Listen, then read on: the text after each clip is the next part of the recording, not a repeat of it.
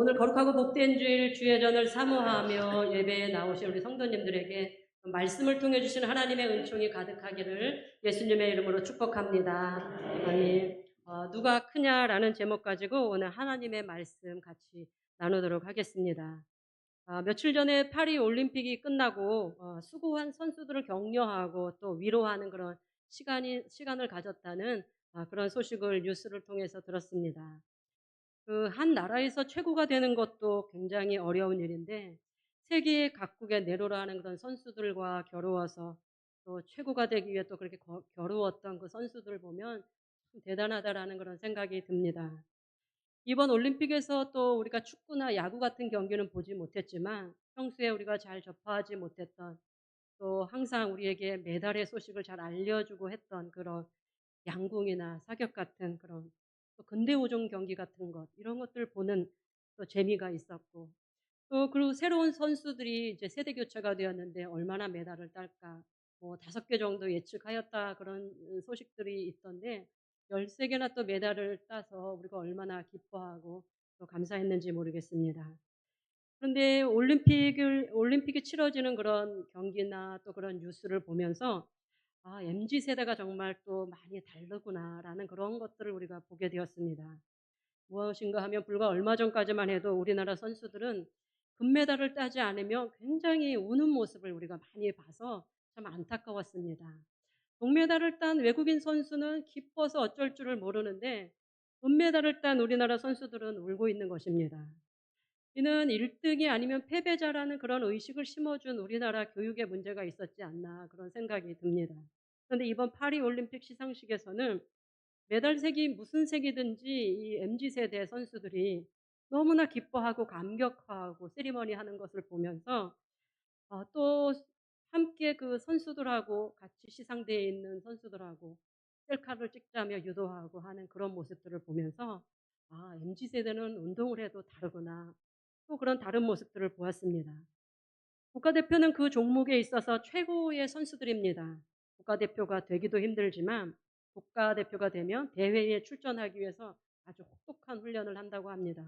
훈련만 혹독하게 하는 것이 아니라 아주 식단도 절제된 그런 식단으로 식사를 해야 되고 또 잠자는 것도 그렇고 또 사람들을 만나는 것조차 엄격하게 통제하면서 금메달을 목표로 훈련한다고 그렇게 전해 듣고 있습니다. 그렇게 올림픽을 4년 동안 또 준비하고 막상 대회가 시작되어서 실력을 겨루는데 어떤 선수들은 다치기도 합니다. 그런데 제대로 아프다는 말도 못하고 대회에 임하는 그런 선수들을 보면 참 마음이 또 짠해지기도 합니다. 최고가 되기 위해서 겨루는 것. 비단 이 스포츠 경기에서만 우리가 보는 것은 아닙니다. 우리의 삶의 곳곳에는 늘 최고가 되기 위해 끊임없이 경쟁하는 그런 사회가 우리 사회가 아닌가 그런 생각이 듭니다. 유치원 때부터 아이들이 좋은 유치원을 가야 한답니다.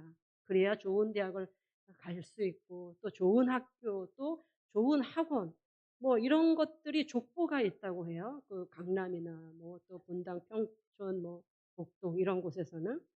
그렇게 아이들을 경쟁 사회에 내몰고 있는 우리 사회입니다. 최고가 되기 위한 그런 경쟁은 우리 일상 어디에서든 또 찾아볼 수 있습니다. 가치 있는 일이 좋은 직업이 아니라 또 요새는 연봉이 높은 곳이 최고의 직장이 되었습니다.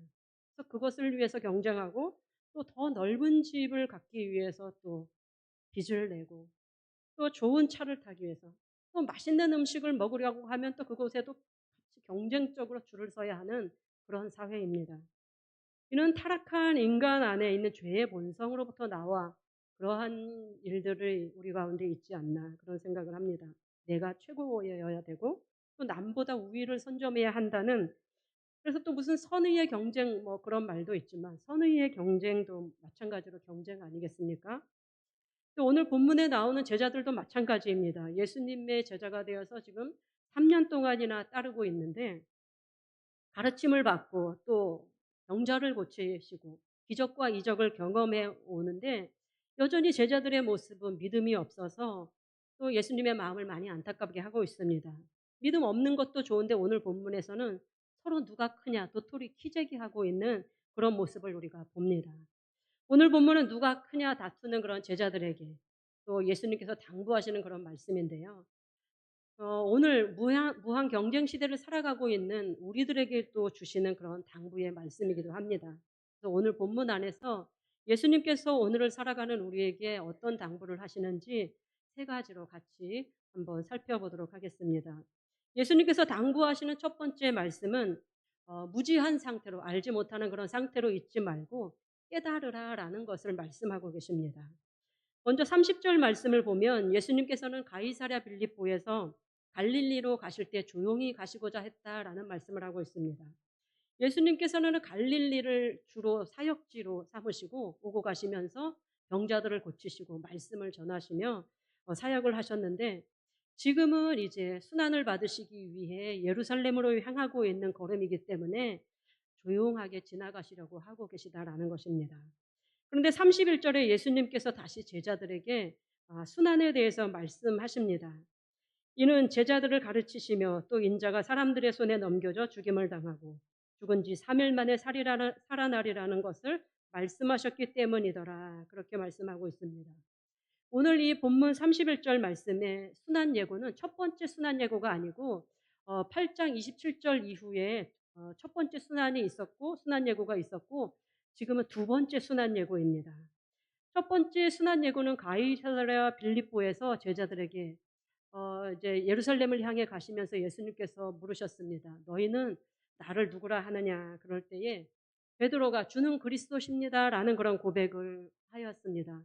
예수님께서는 제자들이 그래도 주를 그리스도라고 고백하고 있는 그 믿음 보시고 순환에 대해서 비로소 가르치셨다라고 그렇게 말씀합니다. 인자가 많은 고난을 받고 장로들과 대제사장들과 서기관들에 의해 버림받아 죽임을 당하고 사흘 만에 살아날 것이다라는 말씀을 첫 번째 순환 예고로 제자들에게 말씀해 주셨습니다. 그때 베드로는 그런 일은 절대로 일어날 수 없다며 강하게 항변하였다, 그렇게 말씀이 전해집니다. 베드로가 그렇게 항변하였던 것은 예수님을 따르던 그 제자들에게는 예수님께서 그렇게 허망하게 죽으셔야 되는 분이 아닙니다. 3년 동안 예수님을 따르고 가르침을 받고 병자들을 고치시고 기적과 이적을 경험하면서 제자들은 분명 예수님은 구약에 계시된 그 메시아다, 그렇게 믿었습니다. 근데 그 메시아는 불의한 세상을 심판해 주실 것이고 옛 이스라엘의 영광을 회복해 주실 것이다라고 제자들은 기대했던 것입니다. 또 어쩌면 제자들은 12제자가 되어서 예수님께서 특별히 뽑았으니까 예수님께서 만드시는 그 세상에서 우리들을 어떤 한 자리 주시겠지, 그런 기대감을 가지고 따랐는지도 모르겠습니다. 그래서 예수님께서 베드로가 그렇게 항변하자 사탄아 내 뒤로 물러가라, 너가 하나님의 일을 생각하지 않고 도리어 사람의 일을 생각하는도다 라고 꾸짖으셨습니다. 그런데 오늘 본문 31절에서 예수님께서 또 순환 이야기를 하시는 것입니다. 그런데 이번에 제자들의 반응이 어떠한가 하면 32절에 그러나 제자들은 이 말씀을 깨닫지 못하고 묻기도 두려워하더라라고 그렇게 말씀해 주고 있습니다. 예수님께서 또다시 순환받으시고 죽으실 것을 이야기했는데 제자들은 여전히 깨닫지 못하고 묻기도 두려워했다라는 것입니다. 마가복음 안에서 제자들은 계속해서 이렇게 깨닫지 못하는 사람들입니다. 예수님께서 죽으실 때까지 예수님께서 왜 십자가에 못 박혀 죽으시고 또 지금은 그러한 일들을 말씀하시는지 깨닫지 못합니다. 3년 동안이나 권위 있는 말씀으로 가르치시고 수많은 병자들을 고치시고 기적과 이적을 베푸셨는데, 그 기적과 이적을 베푸시는 또 그 모든 상황에 함께 때로는 떡을 나누어 주는 일에 참여하기도 했던, 또 기적들을 목격하기도 했던 제자들인데 계속해서 믿음 없는 소리를 해서 예수님의 마음을 늘 안타깝게 했습니다. 오늘 이 제자들의 모습이 저와 여러분의 모습일 수 있습니다.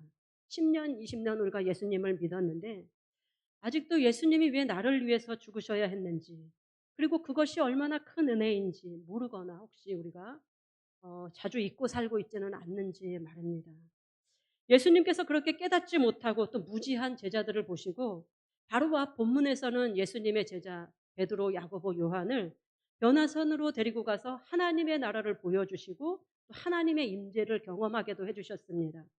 변화산에서 변형되신 예수님은 그곳에서 모세와 엘리야와 또 이야기하는 것을 제자들이 보자 그 철없던 제자 또 베드로가 나서서 그렇게 이야기하는 것입니다. 예수님 이곳이 너무 좋사오니 여기에 초막셋을 짓고 여기서 살았으면 좋겠습니다. 하나는 주님을 위해서, 또 모세를 위해서, 엘리야를 위해서 우리가 초막을 짓겠습니다. 그렇게 말하는 것입니다. 그런데 오늘 두 번째 순환 예고를 통해서 예수님께서 내가 다시 사람들에게 넘겨져서 죽임을 당하고 또 죽은 지 3일 만에 다시 살아날 것이다. 그렇게 말씀하시자 또 제자들은 그 말씀이 의미하는 것이 무엇인지 깨닫지 못하고 묻기도 두려워했다라는 것입니다. 예수님이 하시는 말씀이 이해가 안 됐으면 예수님께 왜 자꾸 예수님 죽으신다고 얘기하시는 것입니까? 물어봐야 하는 것 아니겠습니까? 그런데 질문하는 것조차 두려워했다라는 것입니다. 이는 제자들이 예수님께서 죽으셔야 한다는 사실을 받아들이고 싶지 않았던 것입니다. 예수님은 메시아이시고 그리스도이신 것을 알아보았지만 그들이 기대했던 메시아는 아직 완전하게 일을 하지 아니하시고 그렇기 때문에 허무하게 죽으시면 안 되는 메시아였습니다. 이스라엘을 로마의 압제로부터 해방시켜 주실 분, 그래서 불의한 그 로마를 심판하시고 다윗 왕국과 같은 그런 힘 있는 나라 이스라엘을 회복하셔야 되는데 예수님께서는 자꾸 순환을 이야기하시자 한편으로는 정말 예수님께서 그렇게 허망하게 죽으면 어떡하지? 그런 두려움이 제자들 안에 있었던 것입니다. 그런데도 예수님께서 계속해서 제자들에게 이렇게 반복해서 순환과 죽음과 부활을 말씀하시는 것은 이 사실은 반드시 제자들이 기억해야 할 사실이기 때문에 그렇습니다. 그것이 바로 복음이기 때문에 그렇습니다. 예수님께서 순환당하시고 십자가에 달려 죽으시고 사흘 만에 다시 부활하시지 않았다면 모든 인류는 죄로 인해 영원히 죽을 수밖에 없는 그런 존재입니다. 죄의 삭은 사망이기 때문에 그렇습니다. 그러나 예수님께서는 죄의 종로로 타는 우리를 해방시키시기 위해 세상에 오셨고 우리가 겪을 수 있는 모든 고통과 아픔을 우리와 같이 몸으로 체휼하셨습니다. 그래서 우리의 아픔을 모르시지 않습니다. 그런데 십자가의 피 흘리심으로 말미암아 우리의 모든 죄를 예수님께서 십자가에서 담당하시고 그 사실을 믿는 사람들은 모두 구원하여 주셨다라는 것입니다. 그러나 제자들은 지금 단지 자신들이 원하는 그런 세상을 꿈꾸며 생각하느라 예수님이 하시는 말씀을 지금 수용하지 못하고 있는 것입니다. 오늘 말씀을 듣는 저와 여러분도 이 복음의 핵심을 절대 놓쳐서는 안 됩니다.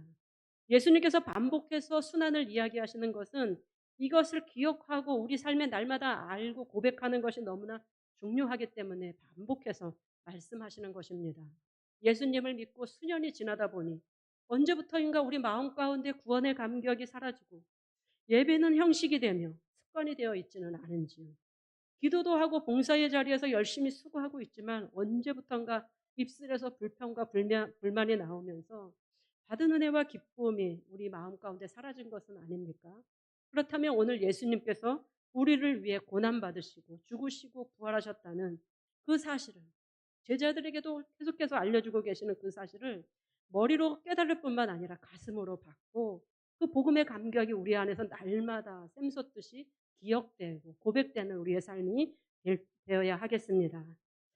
나를 위하여 자기 생명을 아끼지 않고 내어주신 그 은혜에 날마다 감사하며 그 하나님을 찬양하며 영광 돌리며 살아가는 저와 여러분 되기를 원합니다.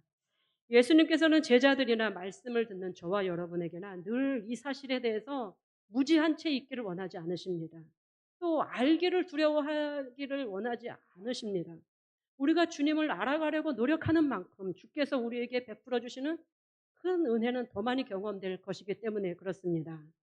두 번째로 예수님께서 우리에게 당부하시는 말씀은 섬기는 자가 되라 그렇게 말씀하십니다. 예수님과 제자들이 지금 갈릴리를 지나서 가버나움으로 가는 길에서 제자들 사이에 토론이 있었습니다. 지금 토론이라고 하고 있지만 자기들끼리 다투고 있었던 것입니다. 주제는 누가 크냐라는 것입니다. 그런데 제자들이 서로 누가 크냐 그렇게 다투고 있는 또 이유가 있습니다. 바로 예수님께서 그 제자들 3명을 데리고 베드로와 야고보와 요한을 데리고 또 변화산으로 올라가셨을 때 황홀함을 경험하게 된 그 베드로와 요한은 아마도 산 아래에 있었던 그 나머지 9명의 제자들에게 자신들이 보았고 경험하였던 그것을 자랑하고 자기들을 의시되지 않았는지 모르겠습니다. 예수님께서는 분명히 예수님께서 다시 죽은 자 가운데서 다시 살아나실 때까지 이 일을 비밀로 하라고 말했지만 베드로와 야고보와 요한이 가만히 있을 사람들이 아닙니다. 더구나 이 세 명의 제자들이 지금 변화산에서 놀라운 그런 경험을 하고 산 아래에 내려왔었을 때 9명의 제자들은 한 아버지가 자신의 아들을 데리고 와서 귀신을 쫓아내달라고 요청했는데 귀신을 쫓아내지 못하고 쩔쩔매고 있었습니다. 그러자 변화산에서 제자들과 함께 내려오신 예수님께서 그 상황을 목격하시고 그 아이에게서 귀신을 쫓아내 주셨지만 그 9명의 제자들은 자신들은 왜 귀신을 쫓아내지 못했는지 너무 궁금했습니다. 왜냐하면 예수님께서 전에 둘씩 제자들을 짝지어 보내실 때 권능을 주셔서 제자들이 복음 전하고 또 나아가는 자리에 병자들도 고치고 제자들도 귀신을 쫓아낸 일들이 있었는데 예수님이 계시지 않는 이 상황에서는 지금 귀신이 쫓아나가지 않는 것입니다. 그래서 예수님께 왜 우리가 이번에 귀신을 쫓아내지 못했습니까? 라고 묻자 예수님께서는 기도 외에는 이런 종류가 나갈 수 없느니라 그렇게 말씀하시며 제자들에게 부족했던 것이 무엇인가? 기도의 능력을 활용하지 못했다라는 데 있었음을 예수님께서 알려주셨습니다. 그러니 제자들이 9명이 그렇게 귀신을 쫓아내지 못해서 사람들로부터 왜 제자들은 귀신을 쫓아내지 못합니까?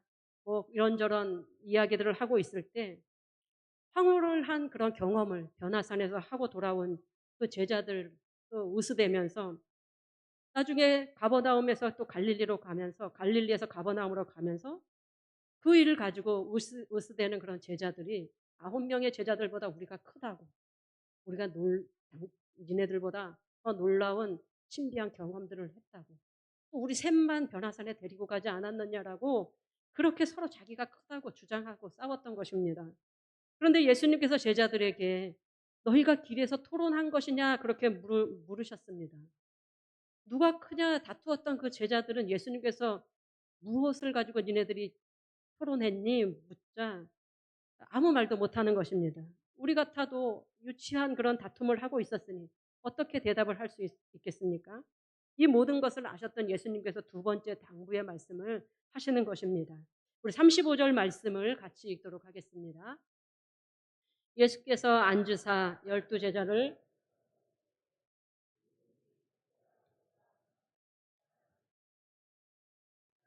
섬기는 자가 되어야 하리라 하시고 예수님께서는 제자들에게 너희들 지금 누가 크냐 싸우고 있느냐 그래 첫째가 되고 싶으냐 그러면 못사람의 끝이 되어서 섬기는 자가 되라 그렇게 말씀하시는 것입니다. 그러시면서 한 어린아이를 모델로 세우시고 이렇게 말씀하십니다. 우리 37절 말씀을 같이 읽겠습니다. 누구든지 내 이름으로 이런 어린아이 하나를 영접하면 곧 나를 영접함이요 누구든지 나를 영접하면 나를 영접함이 아니요 나를 보내신 이를 영접함이니라. 아멘. 100여 년 전까지 우리나라만 해도 이 어린아이들을 참 존중하지 않았습니다. 그런데 예수님께서 활동하시던 그 2000여 년 전 당시 사회 안에서도 어린아이나 여성은 사회 안에서 존중받지 못하는 그런 약자였습니다. 예수님께서 오병이어의 기적을 베푸실 때도 그 떡을 먹은 사람들이 남자만 5천 명이더라라고 이렇게 기록하고 있는 것처럼 여성과 아이들은 철저하게 무시되었습니다. 사회 속에서도 그렇습니다. 어린아이들은 사회에 아무런 영향력을 행사할 수 없는 존재입니다. 어린아이가 무슨 요구를 한다고 해서 그것을 귀담아주는 그런 사회가 그 당시 아니었던 것입니다. 사람들은 대부분 아무 영향력이 없는 사람들을 자주 무시하곤 합니다. 그러나 힘이 있고 영향력이 있는 사람들에게는 어떻게든 줄을 대고 어떻게든 따르려고 그 곁에 있으려고 합니다. 그런데 예수님께서 그 작은 어린아이 하나를 세우시며 어린아이 하나를 영접하면 곧 나를 영접하며 또 나를 영접하면 나를 보내신 이를 영접함이라 그렇게 말씀하시는 것입니다. 이는 하나님의 나라에서 큰 사람은 세상에 있는 이 어린아이와 같은 아무 영향력을 행사할 수 없는 그런 약자들을 섬기는 것이다. 그렇게 말씀해 주시는 것입니다. 이렇게 약자들은 우리 교회 안에서도 잘 보이지 않습니다. 근데 그와 같은 이들을 섬기는 것이 바로 하나님의 나라에서 큰 자라는 것입니다. 섬김의 최고의 본을 보이시는 분은 예수님이십니다. 예수님은 곧 하나님이시면서 하늘의 보좌를 버리시고 사람의 몸을 입고 세상에 오셔서 우리가 겪는 모든 삶의 무게를 겪어내셨고 또 우리를 구원하시기 위해서는 자기의 생명까지 내어주시면서까지 섬겨주셨습니다. 마가복음 10장 45절에 인자가 온 것은 섬김을 받으려 함이 아니요 도리어 섬기려 하고 자기 목숨을 많은 사람의 대속물로 내어주려 함이라 그렇게 말씀하고 있지 않습니까? 그러나 제자들은 지금 어떻습니까? 첫째가 되려고 하고 높아지려고 하고 높아지기를 원했습니다. 그러나 고난이 없는 영광이 어디 있습니까? 예수님께서는 순환을 당하시고 십자가에 예수님께서 고난을 당하시고 십자가에 죽어 주셨기 때문에 부활의 영광, 부활의 아침을 맞이할 수 있었던 것이지 십자가가 없으면 영광도 없는 것입니다.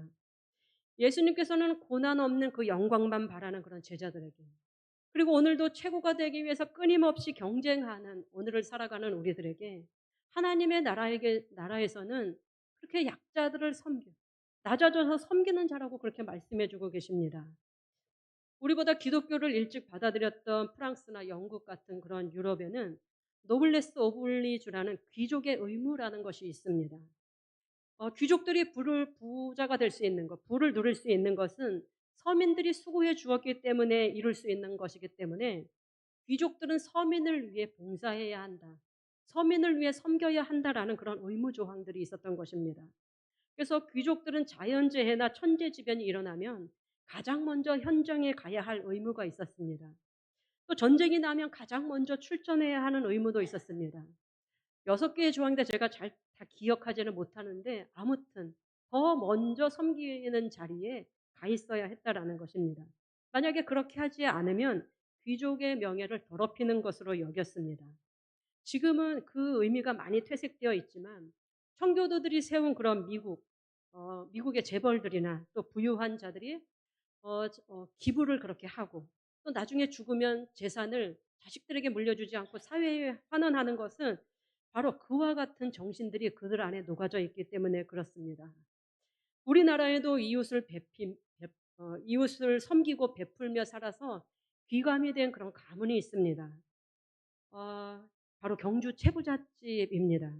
그들이 존경받았던 것은 자신들이 재물을 축적하기만 위해서 살았던 것이 아니라 이웃들을 위하여 나누고 섬기는 삶을 그들이 살았던 데에 있습니다. 채부잣집의 그 가훈을 한번 보여드리겠습니다.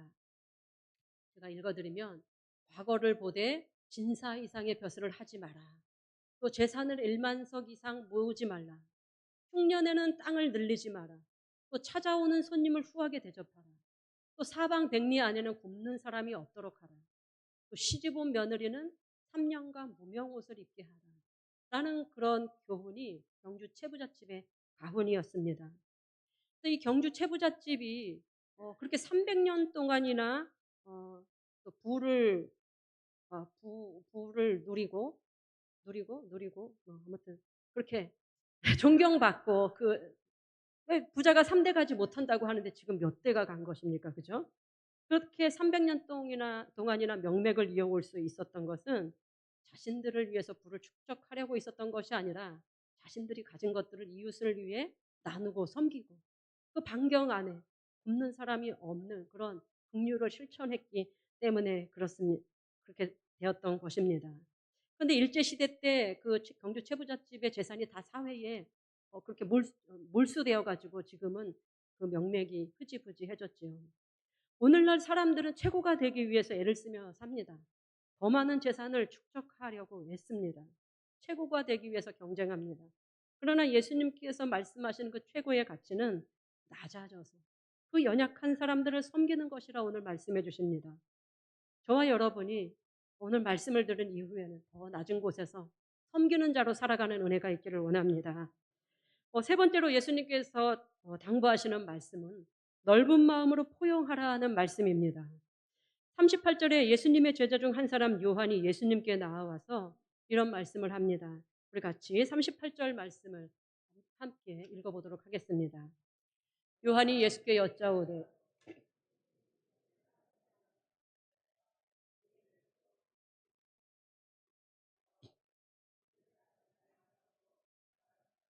아멘. 무슨 이야기인가 하면 예수님의 제자들이 다니다가 어떤 사람들이, 그러니까 이 사람들은 요한의 제자였을 것으로 추측이 됩니다. 그런데 이 요한의 제자들이 예수님의 이름으로 귀신을 쫓아내는 것을 본 것입니다. 변화산에서 내려왔을 때 9명의 제자들을 쫓아내지도 못했던 그 귀신을 요한의 제자들도 예수님의 이름으로 쫓아내는 것을 본 것입니다. 그래서 어떻게 말했는가 하면 그런 일 하지 말라고 막았습니다.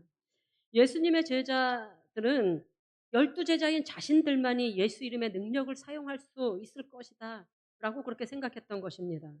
그래서 요한은 다른 사람들이 예수 이름의 능력으로 그와 같은 일을 하는 것을 금했습니다. 그렇게 예수님께 말씀드리면 아마 예수님께서 칭찬해 주실 것이라고 기대했던 것 같습니다. 그런데 예수님의 대답은 의외의 대답을 하십니다. 우리 같이 39절에서 40절 말씀을 같이 읽도록 하겠습니다. 예수께서 이르시되 금하지 말라. 내 이름을 의탁하여 능한 일을 행하고 즉시로 나를 비방할 자가 없느니라. 우리를 반대하지 않는 자는 우리를 위하는 자니라. 아멘. 예수님은 누구든지 내 이름으로 능력을 행하는 것을 금하지 말라. 내 이름으로 능력을 행하는 자는 우리를 반대하는 자가 아니다. 그렇게 편가르게 하지 말고 그렇게 편협된 생각으로 살지 말고 넓은 마음으로 포용하고 살아라. 그렇게 말씀하시는 것입니다. 우리나라 사람들은 한 공동체 안에서도 이런저런 이유로 편가르기를 잘합니다. 끼리끼리 이렇게 잘 모입니다. 아마도 사회를 그런 배경으로 가지고 있어서 그런지 우리 집을 지키기 위해서는 우리 가족이 뭉쳐야 되고 또 우리 마을이 뭉쳐야 되기 때문에 그랬던 것 같습니다. 그래서 타지에 나가서 살게 되면 같은 고향 사람들끼리 뭉치고 또 같은 지역 출신들끼리 뭉치고 같은 집안끼리 그렇게 뭉치는 경향이 있습니다. 그러나 외국 사람들은 다릅니다. 그들은 유목 생활을 배경으로 해서 살아와서 그런지 늘 새로운 곳을 개척해야 했기 때문에 새로운 사람들을 사귀는 것이 익숙합니다. 그래서 외국 사람들은 우리가 먼저 인사하려고 하면 그들이 먼저 인사를 합니다. 그러나 우리나라 사람들은 모르는 사람은 일단 경계하고 보는 그런 모습들이 있습니다. 요한에게도 그런 생각이 있었던 것 같습니다. 열두 제자 외에는 다른 사람들이 이런 능력을 행하는 것은 있을 수 없는 일이다. 그렇게 생각했습니다. 예수님의 제자인 자신들에게 권능을 부여해 주셨고 자신들에게 받았던 그런 특별한 은사라고 생각했던 것입니다. 혹시 교회 안에서 우리가 그런 모습이 있지는 않습니까? 내가 받은 은사, 내가 하는 그런 봉사는 유일하고 소중하게 그렇게 생각하지만 예수님께서 다른 사람에게도 그와 같은 은사를 주셔서 섬기게 하신다는 것을 우리가 잘 인정하지 못하고 있지는 않은지요. 또 교회 안에 여러 부서가 있는데 내 부서가 너무 소중해서 다른 부서와 잘 협력하려고 하지 않고 또 간섭하지 않도록 선을 긋거나 그러지는 않는지요. 그러나 교회는 내 부서만 중요한 것이 아니고 모든 부서가 하나님의 교회를 위해서 있는 그런 부서라는 것 사실을 우리가 기억해야 합니다. 요한은 다른 사람들이 자신들의 편에 속해 있지 않은 그런 사실 때문에 편을 가리려고 했습니다. 그러나 예수님은 같은 주의 일을 하는 사람들이라면 서로 간에 넓은 마음으로 품어주고 포용하는 사람이 되라 그렇게 말씀하십니다. 예수님께서는 오늘 우리에게 이 말씀을 통해서 새로운 가치에 대해서 눈을 뜨게 하십니다. 세상은 첫째가 되면 성공한 사람이라고 말하고 또 많은 사람들이 따르지만 예수님은 생명을 내어주시면서까지 낮아지시면서 당신의 백성들을 섬겼습니다. 사람들은 힘이 있고 재력이 있고 뭔가 영향력을 행사하는 그런 사람들 주변에 몰려들지만 예수님은 어린아이와 같이 연약해서 아무런 일도 할 수 없고 또 아무런 힘을 행사할 수 없는 그런 사람들을 우리에게 섬기라 그렇게 말씀해 주셨습니다. 하나님의 일을 하면서 나와 다른 사람, 또 은사도 다르고 생각이 다르지만 모두 주의 일을 하는 사람이라고 한다면 서로 넓은 마음으로 포용해 주는 그런 마음이 저와 여러분에게 있어야 하겠습니다. 이러한 생각은 세상의 질서를 또 가치의 역전이 일어나는 그런 일들입니다. 그러나 하나님의 나라에서 큰 자는 바로 사람들이 생각하는 그런 첫째가 되는 사람이 아니라 하나님의 나라는 바로 더 낮은 자리에서 섬기고 또 포용하는 그런 사람들의 것이다. 예수님께서 말씀하시는 것입니다. 우리는 혹시 우리가 섬기는 자리에 있게 되면 내가 퇴보하고 낮아져서 또 종이 되는 것 같아서 또 그렇게 낮아지기를 꺼려 하시는지는 않는지요. 그러나 스스로 낮아지는 자리를 선택함으로 인해서 하나님께서는 우리를 크다 여기시고 그렇게 낮은 자리에 있게 될 때에 우리에게 주시는 큰 기쁨이 우리가 경험되게 될 줄로 믿습니다. 우리가 그렇게 낮은 자리에서 섬기고 또 그 어떤 사람도 넓은 마음으로 포용할 수 있는 그런 사람이 될 수 있는 것은 주님께서 나를 위해서 행하신 일들을 기억하면 우리가 그렇게 행하며 살아갈 수 있습니다. 예수님의 제자들도 모두 처음에는 실패했습니다. 도무지 예수님께서 하시는 말씀을 이해하지도 못했고 예수님께서 대제사장과 서기관들에 의해 잡혀가시자 모두 겁쟁이들처럼 예수님을 모른다고 부인하고 떠나갔던 사람들입니다. 그래서 예수님처럼 그런데 마가의 다락방에서 오순절 마가의 다락방에서 성령의 충만한 은혜를 받고 성령의 임재를 경험하자 그들이 비로소 그동안에 예수님께 들었던 말씀들 또 예수님께서 행하셨던 그 모든 일들 그 모든 것들이 이해되고 깨달아 알아지게 되었습니다.